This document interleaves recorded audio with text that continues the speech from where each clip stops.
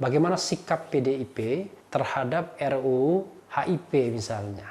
Karena sikap PDIP akan menentukan. Kalau PDIP mengeras, kelompok yang anti RUU HIP juga mengeras, maka saya kira masalah tidak akan selesai dalam 1 hari 2 hari.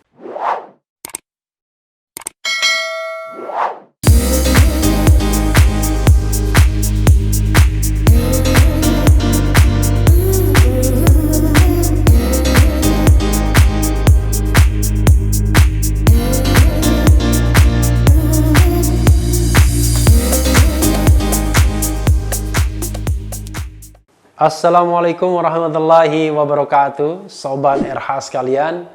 Jumpa lagi di channel yang keren ini, Keren Cadas. Nah, kali ini saya ingin menguber berita soal buntut dari demo 24 Juni yang lalu. Kita tahu bahwa FPI, Persaudaraan Alumni 212, Gerakan Nasional Pembela Fatwa Ulama, dan beberapa kelompok atau ormas Islam lainnya mengadakan demo di depan gedung MPR, DPR, dan DPD ya. Menuntut tidak dibahasnya RUU HIP, haluan ideologi Pancasila. Tapi lebih dari itu juga meminta partai yang mensponsori RUU HIP dibubarkan ya, tentu dengan prosedur hukum. Bahkan lebih jauh itu meminta juga the initial of impeachment, the trial of impeachment terhadap presiden tentunya. Ya, kita bisa setuju bisa tidak dengan ide atau tuntutan itu, namanya juga tuntutan atau ide. Yang penting disampaikan menurut jalur konstitusional. Kalau dengan pemaksaan misalnya dengan mengangkat senjata, itu baru namanya makar ya. Jadi biasa-biasa saja kita menanggapinya. Cuma memang kalau ada demonstrasi ya, selalu memang ada saja ekses-eksesnya. Nah, salah satunya adalah insiden soal pembakaran bendera PDIP yang mengundang komentar dari Ketua Umum PDIP Megawati Soekarno Putri. Mega soal pembakaran bendera, rapatkan barisan, tempuh hukum. Wah, untung rapatkan barisannya tempuh hukum.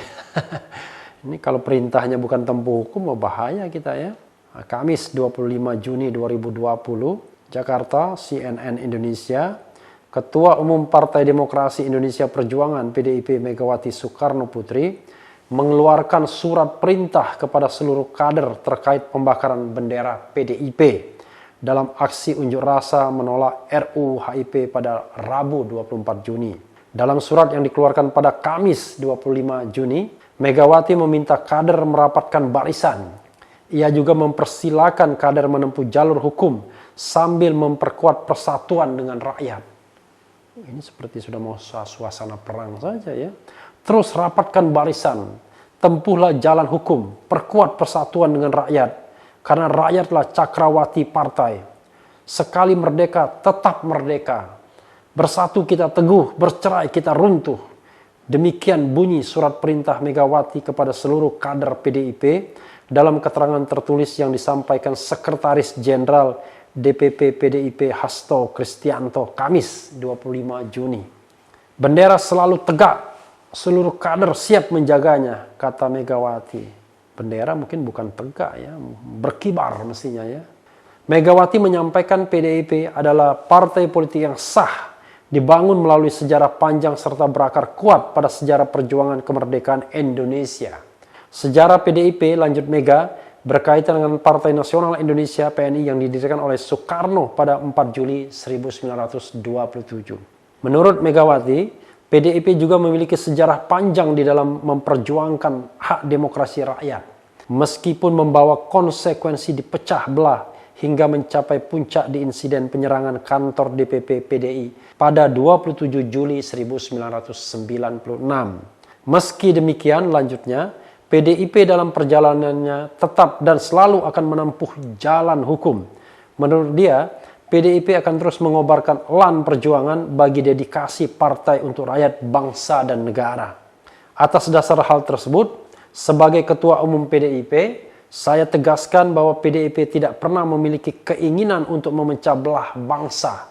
Sebab kita adalah pengikut Bung Karno yang menempatkan Pancasila sebagai suluh perjuangan bangsa, ujar Megawati. Dalam keterangan yang sama, Hasto menegaskan bahwa PDIP sejak awal selalu mengedepankan dialog dan mementingkan persatuan dan kesatuan bangsa.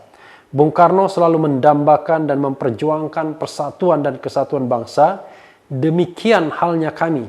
Semua persoalan bisa diselesaikan dengan musyawarah, ujar Hasto. Ya, sobat RH sekalian, mudah-mudahan ya tidak terjadi bentrok apa-apa nanti pada hari-hari selanjutnya. Menurut saya hal seperti ini harusnya bisa diselesaikan ya. Saya tidak ingin mengecilkan ya bahwa bendera itu bukan hal yang penting atau tidak penting ya. Tapi tentu yang paling penting adalah kan dialog, persatuan di antara sesama komponen bangsa.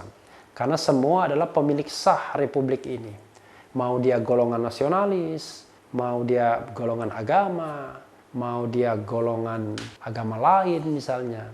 Yang tidak boleh memang PKI ya, artinya Partai Komunis Indonesia, lalu kemudian ajaran Leninisme, Marxisme ya, kemudian Stalinisme ya, itu dilarang. Jadi dia tidak dibolehkan karena ada hukum yang melarangnya. Makanya saya katakan semua hal itu boleh kecuali memang hukum melarangnya. Nah, jadi kita harus membedakan. Ada memang perintah agama ya, ada yang namanya perintah konstitusi dan hukum di bawahnya. Jadi kita harus bisa menempatkan dalam hal mana kita harus tunduk. Jadi kalau misalnya ada insiden bendera misalnya, dan ini bendera partai, ya tentu harus diselesaikan di antara pihak-pihak yang bertikai. Nothing to do dengan negara. Negara tentu tidak terlibat apa-apa, karena bukan simbol negara yang dipermasalahkan, tapi simbol partai, yaitu lambang partai politik. Jadi lambang partai politik bukan lambang negara. Tapi tentu kalau orang dari partai politik tersebut berkeberatan ya sah-sah saja ya. Karena saya sudah katakan waktu saya interview dengan Ustadz Yusuf Muhammad Martak, ya salah satu yang saya ketanyakan soal kesiapan untuk mengatasi ekses-ekses negatif itu. Karena biasanya kalau ada kegiatan-kegiatan pembakaran, misalnya entah itu bakar bendera atau bakar apa, itu bisa memancing massa untuk bertindak jauh melampaui apa yang diperintahkan. Makanya yang paling aman adalah ya tidak melakukan kegiatan-kegiatan yang bisa menjurus ke arah yang sifatnya anarkistis. Tapi harusnya bukan soal benderanya yang diutamakan. Bendera itu sampingannya. Yang diutamakan harusnya adalah bagaimana dengan tuntutan masyarakat untuk agar RUU HIP ini dicabut dari prolegnas. Dan kita tahu PDIP adalah sponsor utamanya. Nah itu kan yang harus dijawab. Soal bendera ya silahkan diproses sesuai dengan prosedur hukum yang berlaku. Tapi bagaimana inti persoalannya? Bagaimana sikap PDIP terhadap RUU HIP misalnya? Karena sikap PDIP akan menentukan. Kalau PDIP mengeras, kelompok yang anti RUU HIP juga mengeras, maka saya kira masalah tidak akan selesai dalam 1 hari 2 hari. Akan senantiasa muncul ketegangan-ketegangan. Apalagi hal-hal yang dipersoalkan itu tidak diakomodir. Misalnya soal tidak dicantumkannya TAP nomor 25 MPRS tahun 66 tentang larangan terhadap Partai Komunis Indonesia dan menyebarkan Marxisme, Leninisme, dan Stalinisme ya. Nah, lalu kemudian juga pemerasan Pancasila menjadi Trisila dan Ekasila. Lalu kemudian juga ketuhanan yang berkebudayaan. Kalau saya juga mempermasalahkan bahwa RUU ini kemudian memberikan kekuasaan haluan ideologi Pancasila kepada presiden. Bahkan secara keseluruhan saya mengatakan RUU ini tidak perlu, tidak penting. Jangankan RUU ini, BPIP pun menurut saya juga tidak penting. Nah, di sini memang akan menjadi agak rumit sedikit karena Megawati punya 2 kapasitas. Selain dia sebagai ketua umum partai yang mengusung RUU HIP ini, dan saya kira yang paling utama ya sebagai the ruling party, dia juga adalah Dewan Pengarah BPIP, Ketua Dewan Pengarah BPIP, yang tentu juga berkepentingan terhadap RUU HIP ini. Tidak itu saja, PDIP sebagai sebuah partai yang memiliki ideologi yang jauh lebih jelas dibandingkan partai-partai lainnya, partai-partai nasionalis lainnya maksud saya, ya berkepentingan juga untuk mengarahkan tafsir Pancasila kepada Pancasila 1 Juni. Di mana saya mengatakan 1 Juni itu barulah pidato Bung Karno. Tapi kalau PDIP kemudian berpikir mengenai itu bagian dari ideologi partai mereka, tentu sah-sah saja. Tetapi negara sudah mengambil yang 18 Agustus sebagai sebuah kesepakatan bersama.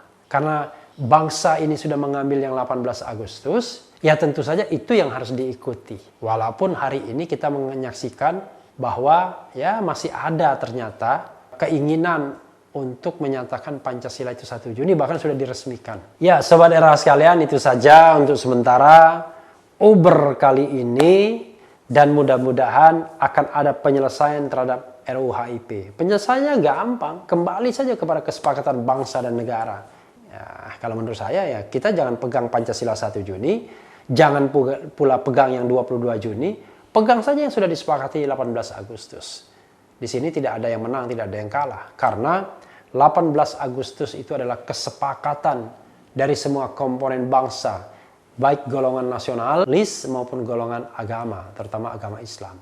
Dan menghargai perjuangan mereka adalah ya dengan menggunakan Pancasila 18 Agustus itu. Tidak usah ditafsirkan lagi, karena tafsir Pancasila itu ada di seluruh uraian Undang-Undang Dasar 1945, baik dalam pembukaan maupun dalam batang tubuhnya. Ya, Sobat Hera sekalian, tetap di channel ini, karena di channel ini Anda akan dirayu, ditipu, dicecar, diuber, di jalur khusus, dibaperin juga.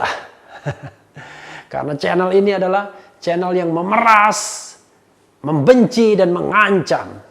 Jangan lupa subscribe, like, comment, and share. Ciao.